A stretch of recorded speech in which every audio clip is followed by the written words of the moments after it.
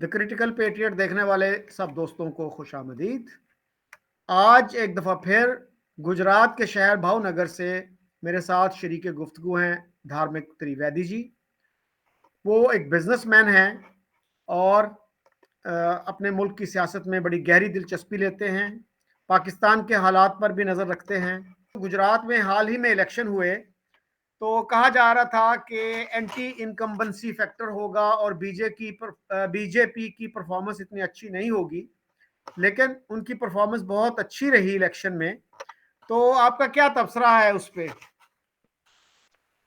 ये वाला इलेक्शन जो था सबके लिए बहुत सरप्राइजिंग भी था, लेकिन कहे कि ज्यादातर लोग यही कह रहे थे कि जितने भी लोग बोल रहे हैं कि ये कोई एक तो नई पार्टी हमारे यहाँ पहली बार गुजरात में ऐसा हुआ कि इलेक्शन ट्रायंगुलर हुआ, कि तीन पार्टियां जो दमखम वाली, बाकी पहले भी थी लेकिन इतना कोई प्रेजेंस था नहीं उसका, लेकिन अच्छे प्रेजेंस वाली पार्टी तीन एक बार मैदान में आई। और 27 साल से नॉन स्टॉप बीजेपी का यह रूल है। जैसे हम लोग हैं, मेरी तो उम्र 27 है, मैंने कभी बीजेपी के सिवा इधर रूल किसी का देखा नहीं। लेकिन इतने सालों की एंटी इनकम्बेंसी वगैरह का जो भी, ये पॉलिटिकल लेंस से देखते हैं कि एंटी इनकम्बेंसी होगा और होता ही है। जहाँ पे शासन होगा वहां पे कुछ ना कुछ तो, क्योंकि हर कोई सेटिस्फाई नहीं हो सकता, किसी को तो प्रॉब्लम होगा ही। तो ये इस बार का इलेक्शन वैसे थोड़ा कांटे का लग रहा था, लेकिन जैसे जैसे इलेक्शन नजदीक आता गया और वोटर का मूड, उसमें इंटरेस्टिंग फैक्ट ये एक है कि जितने भी थे जो नाराज भी चल रहे थे वोटर, कि भाई हमको ये नहीं अच्छा लगा है, ये नहीं अच्छा लगा है, वो ऐसा तो कह ही रहे थे कि भाई चाहे भले जो भी है हमारी नाराजगी है, लेकिन हम वोट तो नरेंद्र भाई को ही देते हैं।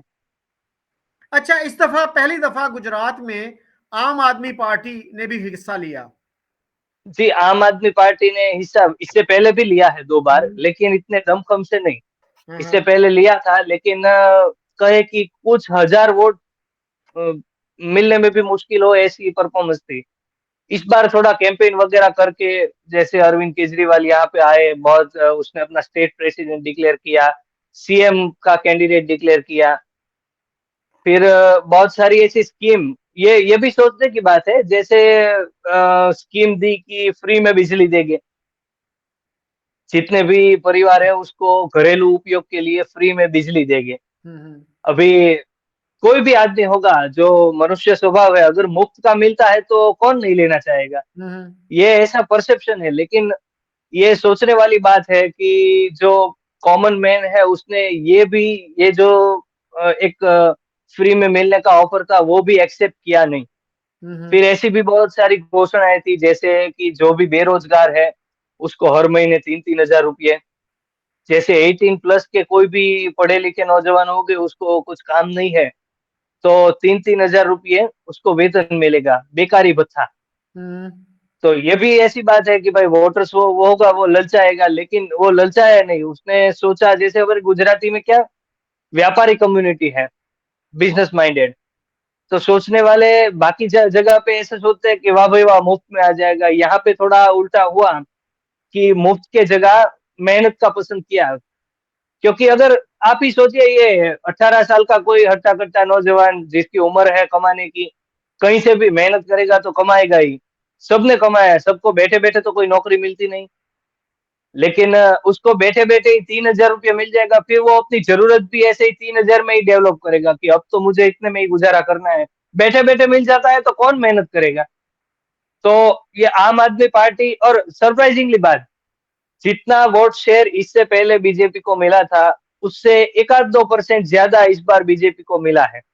इतनी एंटी इनकम्बेंसी, ऐसा भी झूठा प्रचार वगैरह हुआ, और फिर कांग्रेस भी उसमें आ गई। कांग्रेस ने भी कहा कि हम भी फ्री बिजली देंगे, फिर बहुत सारे और भी। लेकिन ये इलेक्शन में मैंने देखा कि अभी जो 2024 24 का आएगा ना, उसके लिए की ये पिच थी, उसमें साबित हो गया कि नरेंद्र भाई के सामने फिलहाल 2024 में तो कोई उसको चैलेंज कर पाए ऐसा है ही नहीं, क्योंकि अच्छा, इतना फ्री कितनी वगैरह का चक्कर भी था।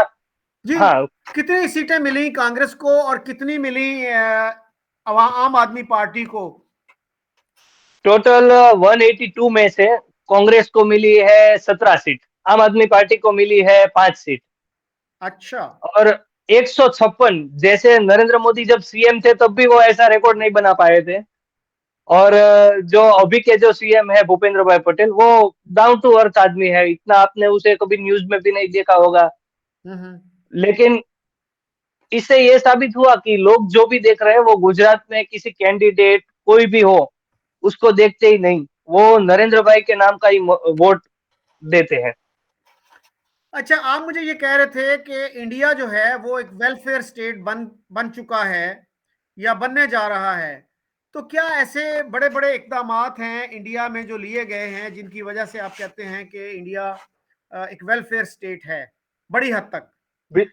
बिल्कुल है, वेलफेयर स्टेट है। हम्म। जैसे बहुत सारी बातें हैं, और मैं ये नहीं कह रहा हूँ कि टोटली इगैलिटेरियन हो गया है, जैसे ये फिनलैंड है, फिर स्वीडन है, ऐसे इतना नॉर्वे जितना इतना इगैलिटेरियन तो नहीं हुआ है। हम्म। और वो पैरामीटर्स भी हम क्यों देखें, जरूरी नहीं है कि वहां पे जो पैरामीटर्स होंगे वो वहां के लिए अच्छे, वो हमारे लिए भी अच्छे ही हो। इसलिए जैसे वेलफेयर स्टेट तो है, पहला आज से 70 साल से यहाँ तक हम आए, चाहे किसी भी की गवर्नमेंट हो, कांग्रेस की रही, ये बीजेपी की पहले अटल जी वाली रही, फिर अभी जो है कांग्रेस की और बीजेपी की आई, गवर्नमेंट चाहे किसी की भी हो, लेकिन फोकस रहा है वेलफेयर स्टेट की ओर जाने का। और बहुत थोड़ा बहुत पीछे रहे ऐसा हुआ, लेकिन कुछ हद तक कामयाब भी हुए। और आज तो लगता है अगर 70 साल पहले की सूरत और आज की देखे तो आज हम एक सही मायने में वेलफेयर स्टेट ऑलरेडी है, उसमें कोई शक की बात ही नहीं। और ये कोई ऐसी सेंटिमेंटल बात नहीं है, मैं फैक्ट्स के साथ आपको कुछ कहना चाहता हूँ। हम्म। जैसे हमारा एक प्रोग्राम चलता होगा, आपने शायद सुना, मिड डे मील। जो सरकारी स्कूल होते हैं, सरकार ने एजुकेशन तो प्राइमरी एजुकेशन जितना होता है, स्टैंडर्ड फर्स्ट से लेके 8 तक, हम्म। और जो उससे पहले जो होता है नर्सरी, यूकेजी वगैरह, उसके लिए आंगनवाड़ी केंद्र वगैरह बनाया है। आंगनवाड़ी केंद्र मतलब 2.5 साल के बच्चे से स्टार्टिंग होती है उसकी पढ़ाई। और उसमें इतना डिटेल में ख्याल रखा जाता है कि बच्चा कहाँ से आता है, ये डाइट इसका क्या है, फिर वहां पे उसको हेल्दी डाइट मिले। 2.5 साल के बच्चे जो पहले पहले बार स्कूल में जाते हैं, लेने के लिए वहां पे एक लेडीज होती है, वो लेने के लिए हर रोज बच्चे को आती है। और ये सरकारी सुविधा है। और हम्म। जैसे यहाँ पे हम देखते हैं कि गुजरात की बात कर रहा हूँ, कि आंगनवाड़ी का काम इतना जटिल है, लेकिन इतने सालों से एकदम चल रहा है। उसमें प्रोटीन का ध्यान रखा जाता है, फिर जो आयरन वगैरह, कैल्शियम वगैरह जो बच्चों को उस उम्र में दी जाए तो बड़े होके उसका ग्रोथ अच्छा होगा, उसका ख्याल गवर्नमेंट रख रही है। उसके आज की तारीख में माँ बाप को पूछोगे कि आपके बेटे को आयोडीन वगैरह की, क्लोरीन ये कैल्शियम वगैरह की वो चेकअप करवाते हो कि नहीं, तो 90 ऐसे ही बोलेंगे 100 में से कि भाई वो तो हमको पता नहीं है। लेकिन जहाँ पे ये गरीब का बच्चा आंगनवाड़ी में जाता है, वहां पे उसका नियमित चेकअप होता है, फिर उसको खाना मिलता है, प्रोटीन वगैरह जो जो भी उसकी हाइजीन के हिसाब से देना होता है उस उम्र के लिए, फिर हम्म। उस तरह की दवाइयाँ, ये एजुकेशन के लिए स्टार्टिंग होता है। फिर बच्चा जब पहली कक्षा में आता है, जैसे स्टैंडर्ड 1 में, तो दोपहर के टाइम में जो, और दोपहर के टाइम का जो खाना होता है, जैसे बहुत से आज से 20 साल पहले देखे तो बहुत से एरिया ऐसे थे कि स्कूल तो भेज देते थे, स्कूल तो पहले से फ्री ही था, लेकिन खाना वगैरह का क्या मतलब। जो कुछ फैमिली ऐसे भी होते हैं कि बच्चे उसके साथ अगर मजदूरी करने तब ना जाते, तब ऐसी हालत थी गरीबी की कि हम्म। तब ना जाते, तो शायद 20-50 रुपये उसकी आमदनी भी कम होती। लेकिन गवर्नमेंट ने एक इंसेंटिव सोचा कि क्यों ना हम ये बच्चों को यहाँ पे पूरा मील खिलाए, ताकि ये गरीब माँ बाप हो गए उसके, वो इंकरेज हो कि चलो मेरा बच्चा वहां पे जा रहा है, अच्छा भोजन तो खाएगा। तब से चालू हुआ। और आज की तारीख में 12 करोड़ बच्चे हर दिन, हर दिन 12 करोड़ बच्चे मिड डे मील स्कीम से खाना खाते हैं। और खाना ऐसा है कि चाहे वहां पे कोई भी, जैसे स्कूल में तो सब बैकग्राउंड के लोग हो गए, कि कोई अमीर का बच्चा होगा, कोई गरीब का बच्चा होगा, सब एक ही साथ में खाना खाते हैं। इतना हाइजीनिक कि जो शिक्षक होते हैं वहां पे, उसको अलाउड नहीं होता, लेकिन फिर भी साथ में वो उसको लगता है तो वो भी चख लेते हैं, खा लेते हैं। पर्सनल में मेरी बात बताऊं तो यहाँ पे मेरे दोस्त बहुत है जो स्कूल में टीचर है, तो मैं मिलने जाता हूँ, खाता हूँ, तो वहाँ का जो इतना स्वादिष्ट खाना होता है तो वो मैंने भी खाया है। हम्म, तो ऐसा नहीं कि कुछ देने के खातिर ही दे दिया, लेकिन पर्सनली उसमें ध्यान रखने का गवर्नमेंट का इतना इंटरफेरेंस कि मिल रहा है वो अच्छा मिल रहा है, कैसा मिल रहा है, हाइजेनिक है कि नहीं, वो time to time laboratory testing होता है उसका। उसमें बहुत सारी जो वेलफेयर संस्थाएं होती है, ट्रस्ट होते हैं चैरिटी वाले, हम्म, वो भी उतना कंट्रीब्यूशन करते हैं। जैसे अक्षय पात्रा करके है एक यहाँ, हम्म। वो भी दिन के लाखों बच्चों को मिड डे मील प्रोवाइड करती है। अच्छा, फिर मिड डे तो मील। ये बहुत बड़ी स्कीम है, लेकिन अनफॉर्चुनेटली हमारे मीडिया में इसका कभी जिक्र नहीं आता और बहुत ही कम पाकिस्तानियों को इसका पता होगा। तो ये मेरे ख्याल है कोई 25-26 साल पहले शुरू हुआ था जी जी। और छोटे पैमाने पे शुरू हुआ था, अब ज्यादा फैल गया है ये काम। अच्छा, इसके अलावा मैंने जब जहां तक मैंने सुना है ना कि जो मिड डे मील की सबसे पहली, जो अक्षय पात्रा मैंने बोला, उसकी सबसे पहली जो डिश बच्चे को दी गई थी, वो उसका इनॉग्रेशन में अटल बिहारी वाजपेयी जी को बुलाया गया था, हम्म, और सबसे पहले डिश सर्व करने वाले वो थे। और इतने सालों बाद 30 अरबवीं, मतलब 300 करोड़वीं डिश प्रेजेंट हुई, जो हम्म, मोदी जी के हाथों 2015 में करवाई गई। मतलब इतना गवर्नमेंट चाहे बदलती रहे, लेकिन वेलफेयर के लिए पॉलिसी की बात आए तो इसमें हमको लगता है कि यूनाइटेड है सब। अच्छा, इसके अलावा क्या क्या स्टेप्स लिए गए हैं जो इंडिया को एक वेलफेयर स्टेट की तरफ लेके जा रहे हैं? बहुत सारे, जैसे आज की तारीख में मैं गिनूं तो रोटी कपड़ा मकान जो बेसिक ये मिल जाए, बाद में तो भगवान ने ऐसा बनाया है कि सब अपनी तरफ से मेहनत कर लेगा, ये इतना अगर ना मिले और करना पड़े तो। जैसे हमारे यहाँ 2014 में गवर्नमेंट चेंज हुई, उसके बाद में पहले भी होता था, लेकिन ये मास लेवल पे इतना हुआ, प्रधानमंत्री आवास योजना, ये अफोर्डेबल हाउसिंग के लिए थी और आज की डेट तक चालू है। जैसे अगर कोई घर लेना चाहता है उसको अफोर्डेबल हाउस तो प्रोवाइड करती है गवर्नमेंट। मार्केट वैल्यू होगी उस इलाके की भाई 10 10 लाख 15 लाख का जो फ्लैट होता है, वो गवर्नमेंट हाउसिंग में उसी इलाके में बनाया जाएगा तो उसको 2.5 लाख में मिलता है। हम्म, और अगर जैसे कोई किसी के पास इतना ही बजट होगा तो उसमें जाएगा। अगर किसी के पास बजट है कि 80 90 लाख का भी घर लेना है, 25 30 लाख का भी लेना है, हम्म, तो भी वो गवर्नमेंट से अपनी मदद ले सकता है, उसका हक ले सकता है। उसको सब्सिडी देती है गवर्नमेंट 2,65,000 रुपये की, हम्म, मतलब अराउंड 3 लाख रुपया सब्सिडी। किसी को भी घर लेना हो तो गवर्नमेंट की तरफ से 3 लाख रुपया मिलेगा। हम्म। और पीएमएवाई जो स्कीम है, उसमें अब तक 2 करोड़ हाँ 2,15 लाख लोग अपना घर ले चुके हैं। अच्छा। उसमें से हाँ 2 करोड़ लोग, मतलब सोचो किसी, जैसे ऑस्ट्रेलिया है उसकी आबादी के बराबर तो लोग जो यहाँ पे ऐसे हैं कि हम्म। जिसने गवर्नमेंट की सहाय से घर बनाया है अपना। अच्छा, मेरे एक जानने वाले हैं, नासिक में, महाराष्ट्र में रहते हैं। उनका बेटा जो है अभी बॉस्टन यूनिवर्सिटी में पढ़ रहा है, तो वो मुझे बता रहे थे कि उन्होंने अच्छा खासा लोन लिया है और वो एक लो इंटरेस्ट लोन है। तो इस तरह की भी हम्म। स्कीम है कि अगर कोई बच्चा पढ़ना चाहता है अमेरिका में या ब्रिटेन में, उनको लो इंटरेस्ट रेट पे भी लोन मिलता है। बिल्कुल बिल्कुल, गवर्नमेंट की तरफ से लो इंटरेस्ट लोन तो है ही। हम्म, स्टूडेंट कैटेगरी की लोन के लिए गवर्नमेंट ने अलग से नॉर्म बनाया है, वो तो मिलते ही है।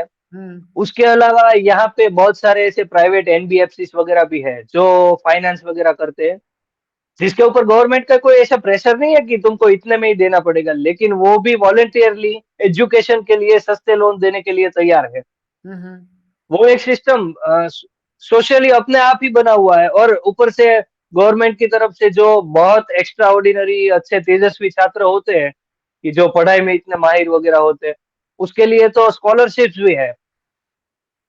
हम्म।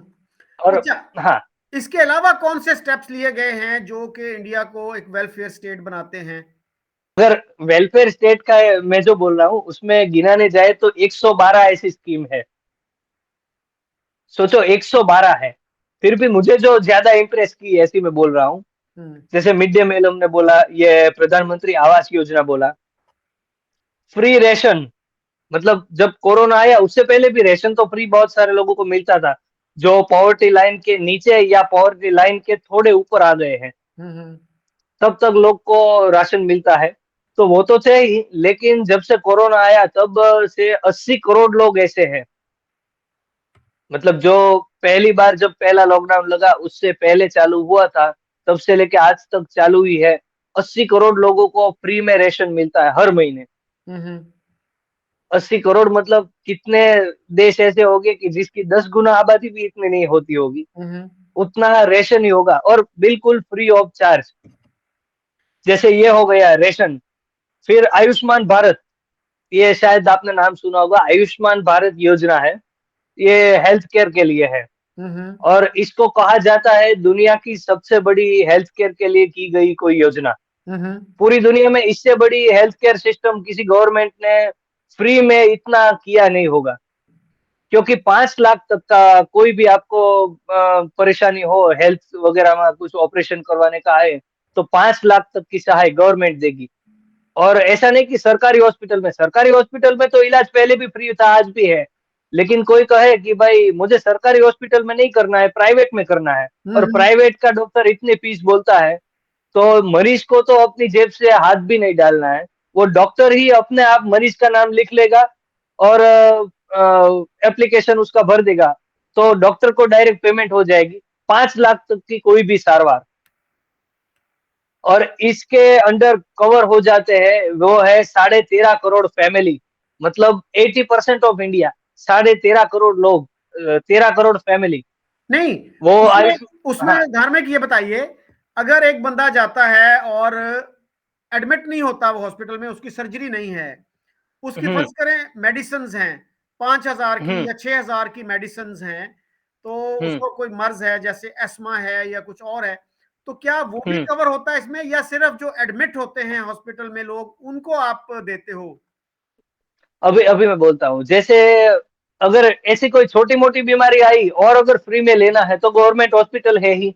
हम्म तो गवर्नमेंट हॉस्पिटल में जाए, चाहे जरा सा जुकाम भी हो गया है तो जाए, बिल्कुल फ्री में इलाज होता है गवर्नमेंट हॉस्पिटलों में। और और कोई मेडिसिन भी मिलेगी? कोई लोग ऐसे होते हैं।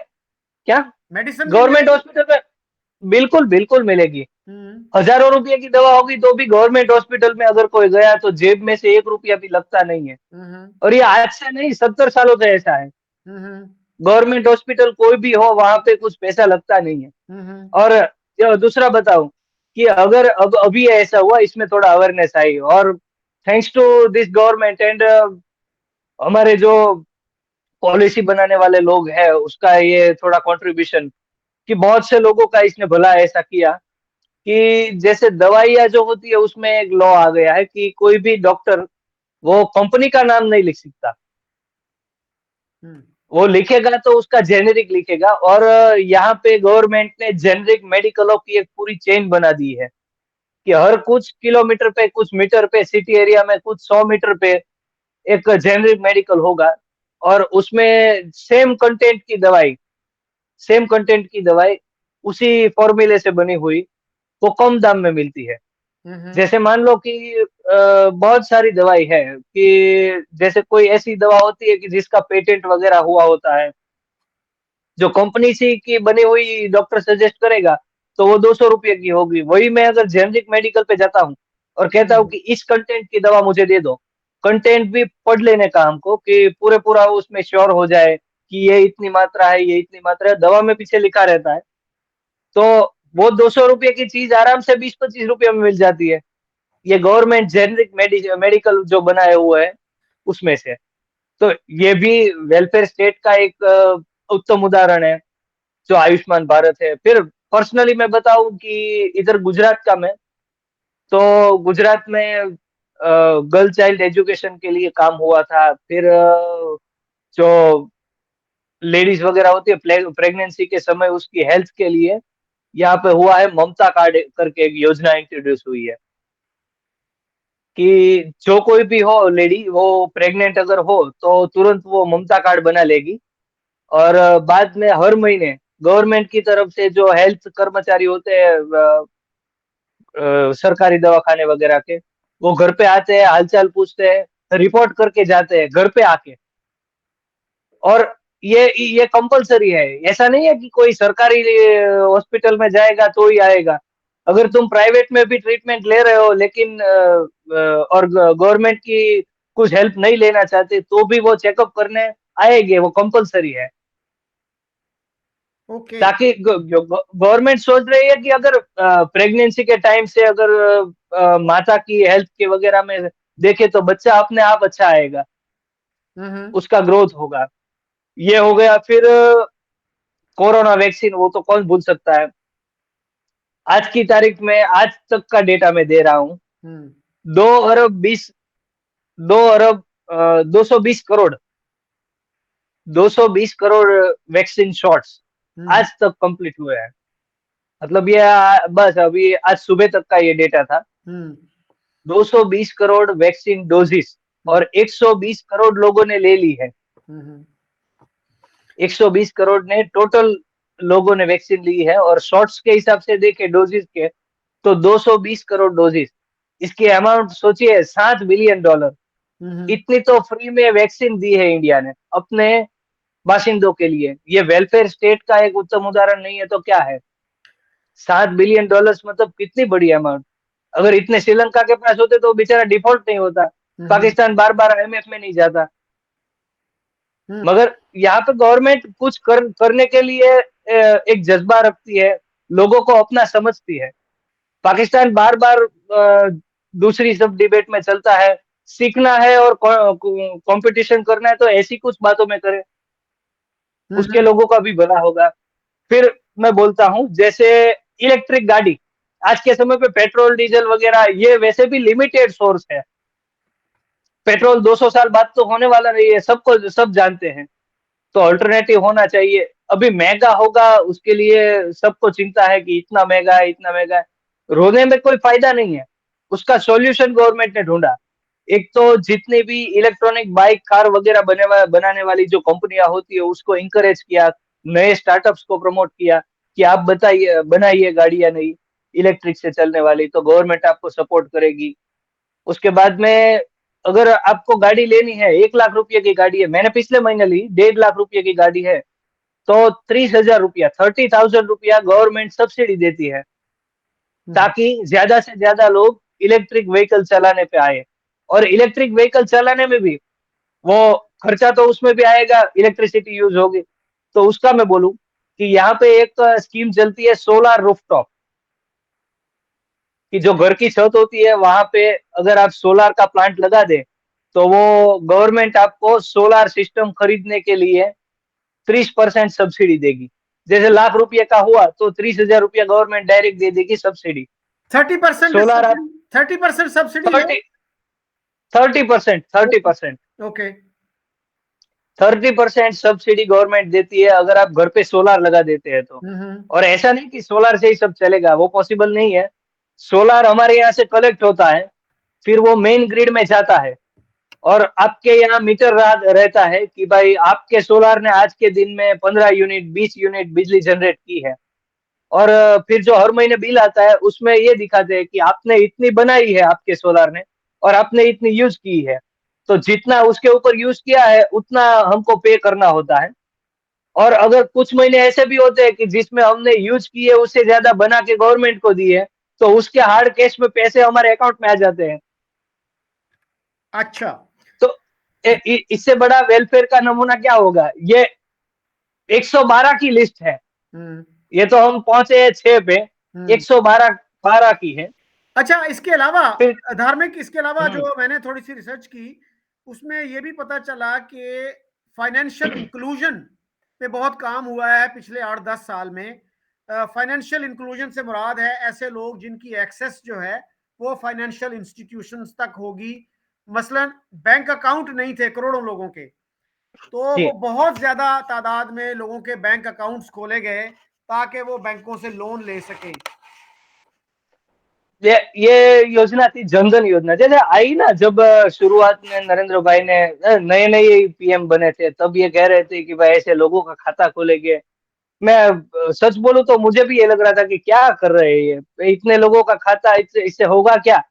कि ये लोग कुछ बैंकिंग वैंकिंग तो जानते नहीं है, ना तो ये यूपीआई यूज करते हैं, कि मिडिल क्लास के लोग, लोअर मिडिल क्लास के लोग, फिर बिलो पॉवर्टी लाइन के लोग, उसको बैंकिंग के साथ कनेक्ट किया। 20 करोड़ से ज्यादा अकाउंट खोले गए। तब भी हमको समझ में नहीं था कि ये अकाउंट का करेंगे क्या। थोड़ा समय गया तो धीमे धीमे ये यूपीआई वगैरह का एक चेंज चालू हुआ। फिर स्मार्टफोन में हमारे यहाँ 4G में थोड़ा आया, और ये नई नई कंपनी आई तो थोड़ा मार्केट उसका भी खुल गया, कि आम आदमी तक उसकी पहुंच हो गई। आज की तारीख में हम देखें तो ऑनलाइन नेट बैंकिंग से ट्रांसफर वगैरह में, जो अनपढ़ आदमी भी होगा ना, वो भी जेब में फोन लेके रहता है, तो उसको पेमेंट कैसे करते हैं वो आता है। उसमें इतना सिंपल सिस्टम बनाया है कि उसमें पढ़ाई की भी इतनी जरूरत नहीं है। आप सब्जी लेने जाएंगे तो भी 4 साल 5 साल पहले उसका खुद का बैंक अकाउंट भी नहीं था। ये जनधन योजना के बाद आया उसके पास।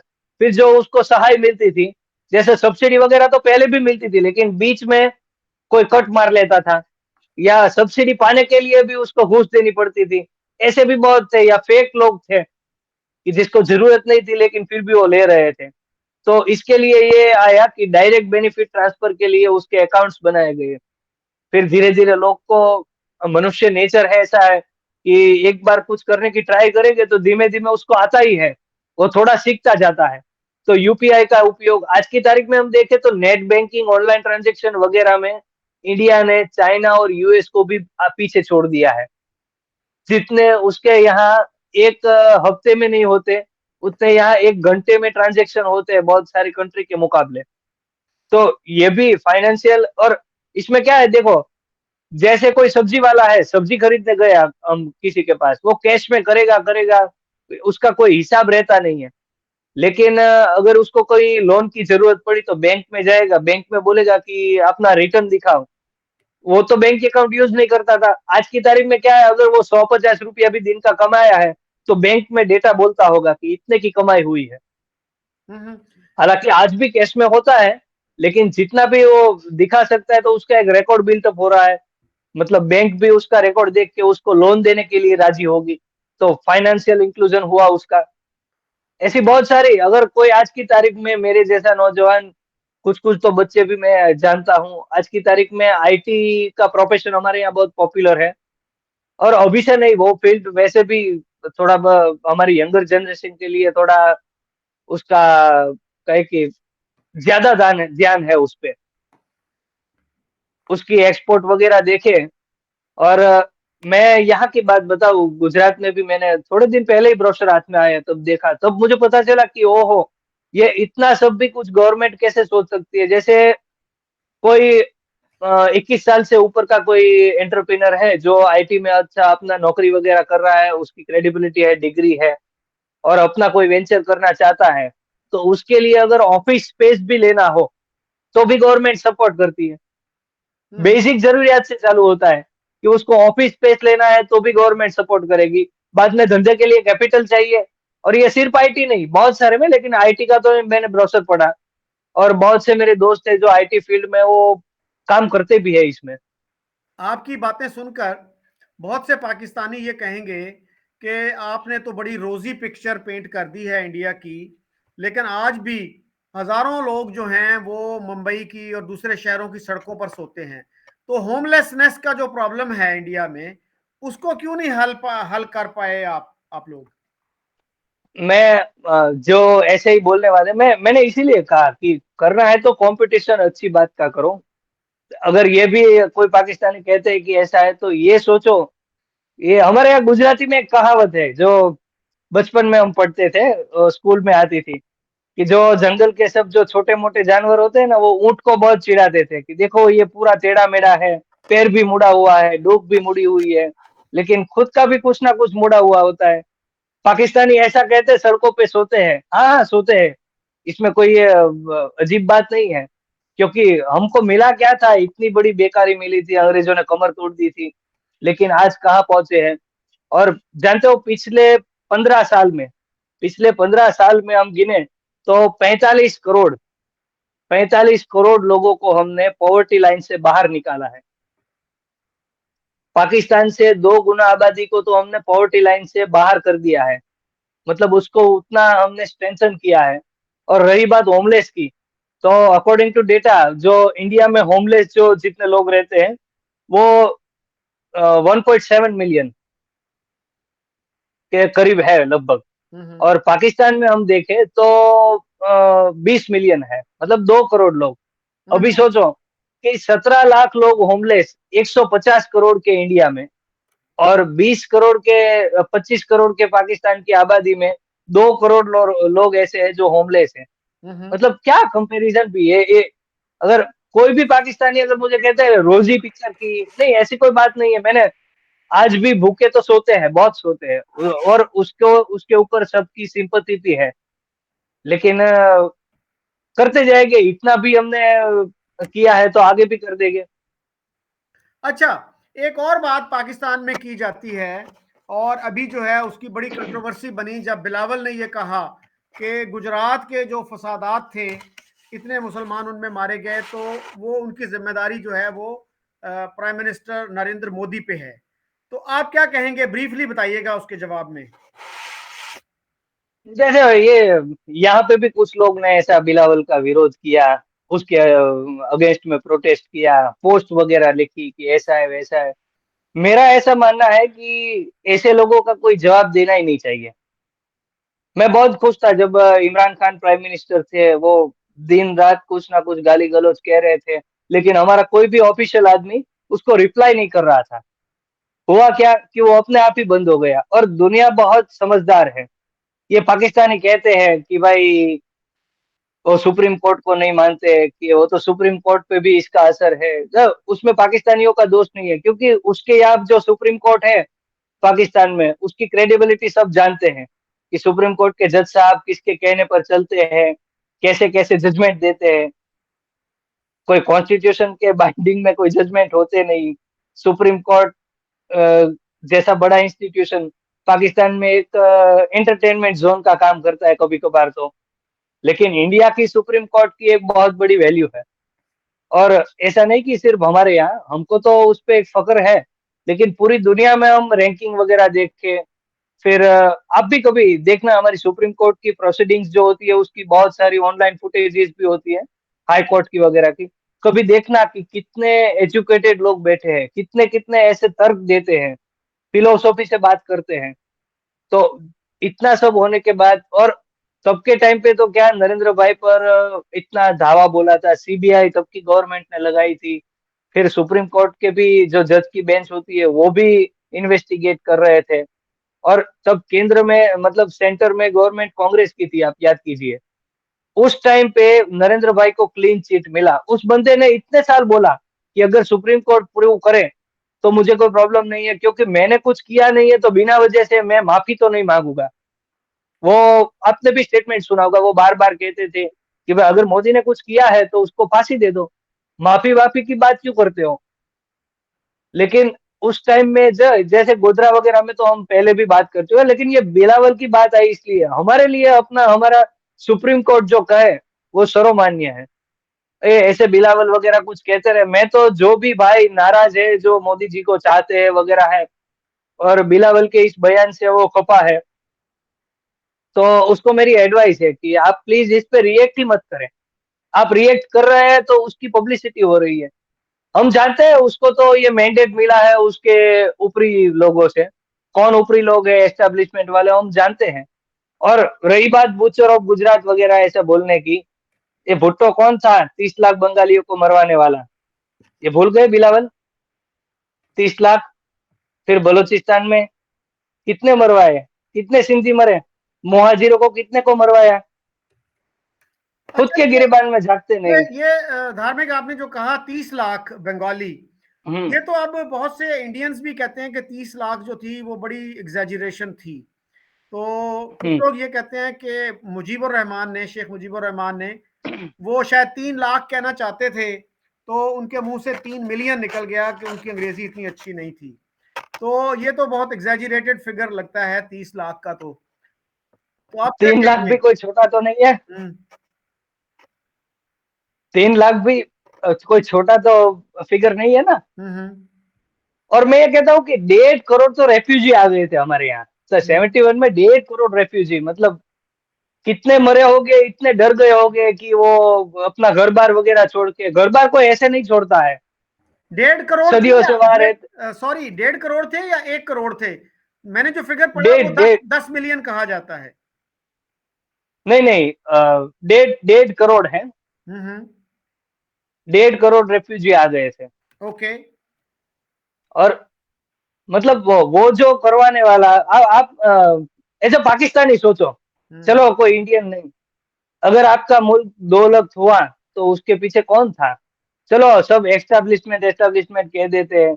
तब ये भुट्टो ने कहा था कि उधर तुम इधर मैं, वो मैंडेट हार गया, चुनाव हार गया, तो उसने अपना मुल्क तोड़ दिया, खुद को पावर चाहिए था। और बुचर ऑफ बंगाल, वो तो जुल्फिकार अली भुट्टो है।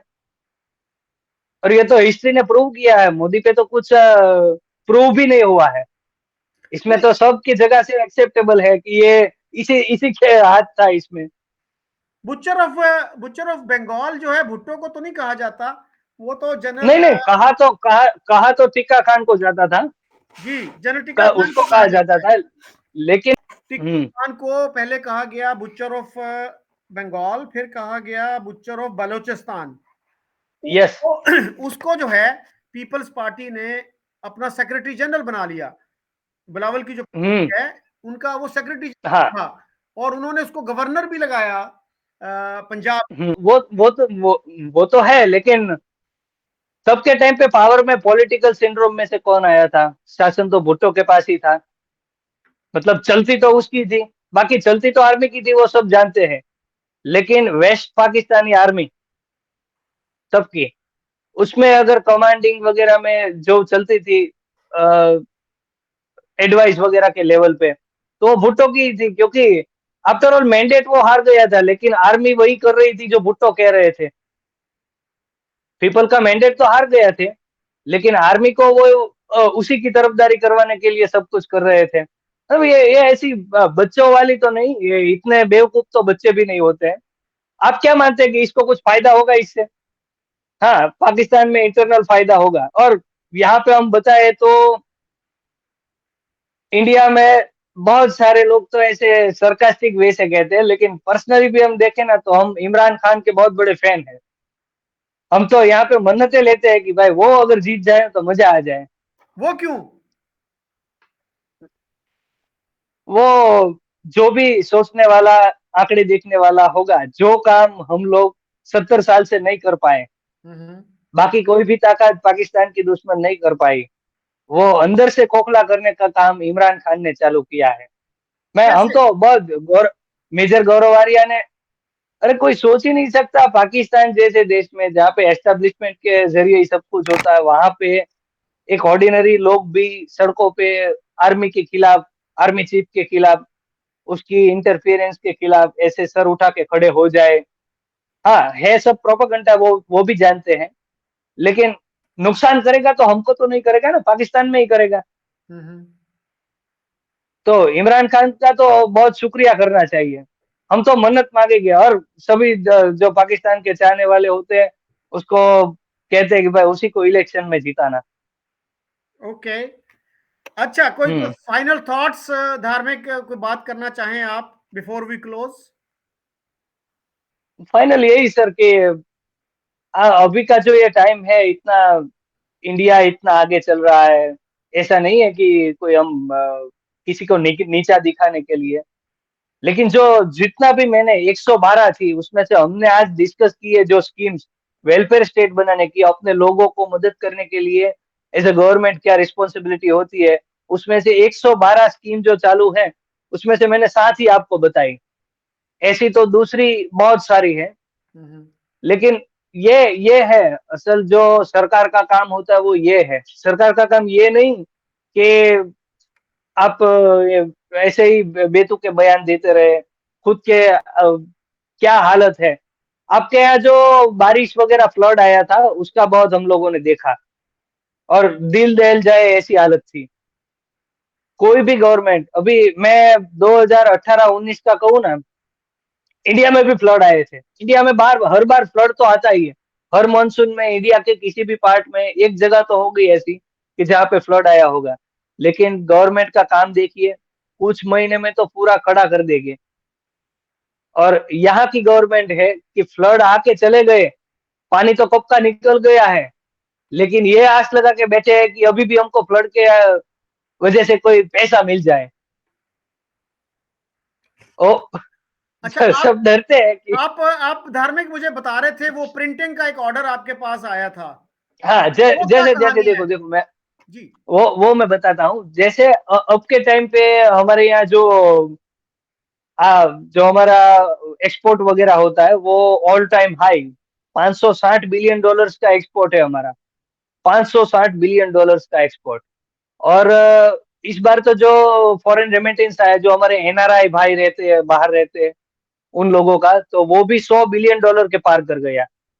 इतना फ्लो हो रहा है। और अभी ट्रेड में भी ये कोरोना के बाद हम देखें तो इंटरनेशनल मार्केट में हमारी डिमांड पहले से थोड़ी बड़ी है, ऐसा हमको भी महसूस होता है। हम लोग भी एक्सपोर्ट करते हैं बहुत जगह पे। और हमारे एक पहचान वाले दोस्त है, वो दुबई में रहते हैं, तो वो क्या उसका थोड़ा मर्चेंट जैसा काम है, एजेंट, दलाल। वो ऑर्डर लेता है, फिर दूसरी जगह करता है, तीसरी जगह सप्लाई करता है वहां से। क्योंकि थोड़ा मोनोपोली का है, प्रोडक्ट का मैं नाम नहीं लूंगा, उसके ऊपर जो प्रिंट करने का होता है, उसका पैकिंग के लिए जो बॉक्स, वो मेरी फैक्ट्री में हुआ। उसमें छपाया गया है made in India, made in. Sorry, made in Pakistan. Hmm. उस पे छपाया गया है मेड इन पाकिस्तान। प्रिंटिंग यहाँ पे हुआ है, हम्म। प्रोडक्ट भी उसके अंदर डलेगा, वो यहीं से डलेगा, तो इसकी क्या वजह, सप्लाई इंडिया से? होगा दुबई। उसने इंडिया से क्यों प्रिंटिंग करवाई? मतलब यही सोचो कि जो पाकिस्तान के अभी जो आंकड़े भी आ रहे हैं, जैसे हमारे आंकड़े वगैरह है, वर्ल्ड बैंक वगैरह वो प्रिडिक्शन करते हैं। इस साल की हमारी प्रिडिक्शन जो है अगले साल की, वो वर्ल्ड बैंक ने की है 7%। 7% की प्रिडिक्शन की है इकोनॉमिक ग्रोथ की। आज की तारीख में हम 5th पोजीशन पे तो आ गए हैं। और इकोनॉमी? जो हमारे टारगेट, हाँ, इकोनॉमी हमारी 3.8 ट्रिलियन डॉलर्स की हो गई है। हम्म। और जो हमारे टारगेट है 2026 पूरा होते होते हम पहुंच जाएंगे 3rd पोजीशन पे। हम जापान को पीछे छोड़ देंगे। जापान तो इस वक्त बाय, नंबर 2 पे है, जर्मनी मेरे ख्याल है नंबर 3 पे है। हाँ नहीं, मतलब जो सॉरी, तीसरी, यूएस, हाँ, यूएस पहले नंबर पे है, हाँ चाइना दूसरे पे हाँ, और चाइना जापान तीसरे पे है। तीसरे पे। जी। 2026 के आसपास हम जापान को भी पीछे छोड़ देंगे। हम 3rd largest economy of the world बन जाएंगे। और बहुत सारे एक्सपर्ट है, वो कहते हैं हमको कि जैसे बहुत मैं तो क्या, इस विषय पे थोड़ा पढ़ने का रुचि है, तो मैं पढ़ता रहता हूँ, सब एनालिसिस करता हूँ। और मूडीज है, आईएमएफ है, वर्ल्ड बैंक है, उसका भी आपको भी देखे तो उसका प्रिडिक्शन इंडिया के अगले 20 साल का है, वो बहुत ही इंप्रेसिव है। और कुछ कुछ लोग तो कहते हैं, जैसे मुकेश अंबानी जी हमारे बिजनेसमैन है, वो कहते हैं कि 2047, मतलब 2047, उसके उस समय पे आते आते हमारी इकोनॉमी हो जाएगी 40 ट्रिलियन डॉलर। हम्म। और वर्ल्ड में 2nd लार्जेस्ट इकोनॉमी इंडिया बन जाएगा। हम्म। और फिर आप सोचो कि इस तरफ ये है, और उस तरफ क्या है कि बिलावल ने ये कहा, इमरान ने मार्च किया। हम्म। तो कोई लोगों का तो सोचो यार, कितनी गरीबी है। आए दिन इतने लोग, रेबीज की मेडिसिन वगैरह भी, वैक्सीन जो आती है, कुत्ता काट लेता है, वो भी इंडिया से जाती है। रेबीज जैसी जो कुत्ता काट लेता है, उसकी वैक्सीन भी इंडिया से जाती है। बहुत बड़ी बड़ी मार के ट्रेड बंद कर देते हैं, फिर पता चलता है कि भाई ठीक है, हम दवाइयां तो फिर भी मंगाएंगे। हम्म। ये क्या, बच्चों जैसी भी ऐसे इतने इतने अनएजुकेटेड तो बच्चे भी हमारे यहाँ के नहीं होंगे। और मैं जानता हूँ सारे पाकिस्तानी इस बात से एग्री नहीं है, लेकिन उसमें उसका कोई दोष नहीं है। जैसे इंडिया में हर किसी एक आदमी का डेमोक्रेसी के साथ एक टच है, इनडायरेक्टली वो भी सिस्टम का एक पार्ट है। कोई भी आदमी होगा, उसको लगेगा कि मेरे साथ कुछ अनजस्टिस है, तुरंत दौड़ के चला जाएगा कोर्ट में, पिटिशन करेगा। अगर वो जीतेगा वगैरह तो उसका खर्चा भी कोर्ट के वो ऊपर से ही आता है। मतलब इतनी सुविधा एज ए सिटीजन है, करना है तो उसमें कंपटीशन करें। ये तू मैं क्या लगा रखा है, और क्या हालत है। मैं तो इकोनॉमी वगैरह में देखता हूँ, मैं ये सोच भी नहीं पाता कि अगर, और मेरी तो जो गवर्नमेंट ऑफ इंडिया के जो इस विषय के देखने वाले होंगे उसको एडवाइस है कि one of the safest border है हमारा इंडिया पाकिस्तान का, लेकिन मेरे ख्याल से इतना काफी नहीं। जितने हालात जो पाकिस्तान के अब लग रहे हैं, भगवान ना करे वहां पे कुछ सिविल वॉर जैसा चालू हो जाए, जैसे लगता है पॉलिटिकल अनस्टेबिलिटी के लिए जो बिहेवियर है लोगों का, और जुनूनी लोग तो वैसे भी है, पढ़ना लिखना है नहीं, व्हाट्सएप पे आता है वो सच मान लेते हैं। ज्यादातर लोग जो अनपढ़ होते हैं उसका ये है कि व्हाट्सएप पे आई माहिती को वो सच मान लेते हैं। कभी भी सिविल वॉर हुआ तो इतने करोड़ लोग में से अगर 3-4 मिलियन भी इधर सरहद क्रॉस करके आ गए तो हमारी क्या हालत होगी। उससे अच्छा है कि अभी से प्रिपेयर करो कि सेंसराइज पूरा बॉर्डर करिए, पूरे रण से लेके दरिया से लेके ऊपर कश्मीर तक बॉर्डर ही ऐसा डेवलप करो। इंडिया के पास कोई पैसे की कमी नहीं है। अगर गवर्नमेंट ऑफ इंडिया के या किसी भी इससे संबंधित इदारे के लोग सुन रहे तो ऐसी बात पे गौर करें कि सोचना चाहिए हमको कि बाजू में ऐसा हो जाए, एक तो टेररिस्ट वगैरह है, जहनीत ऐसी है। हाँ, एक बात है, कोई अच्छे लोग होंगे जो वो कायदेसर होके रेफ्यूजी एसाइलम लेने की बात करेंगे, उसको हम ले सकते हैं, लेकिन ऐसे दौड़ के आ जाए जैसे बांग्लादेश के टाइम हुआ था कि लोग भाग भाग के आ रहे थे, हम मार तो नहीं सकते, लेकिन बॉर्डर का मैनेजमेंट पहले से ही इतना पावरफुल करना होगा। आज भी है, लेकिन ऐसी सिचुएशन के लिए हमने कभी प्रिपेयर किया नहीं है, वो भी वेस्टर्न साइड से। जी धार्मिक, तो उम्मीद ये करनी चाहिए जी कि कभी ऐसी सिचुएशन ना हो और पाकिस्तान और इंडिया के ताल्लुकात अच्छे रहें और पाकिस्तान अपनी इकानमी पे अपने लोगों पे तवज्जो दे, तो मेरा ख्याल है दोनों मुल्कों के लिए अच्छा होगा।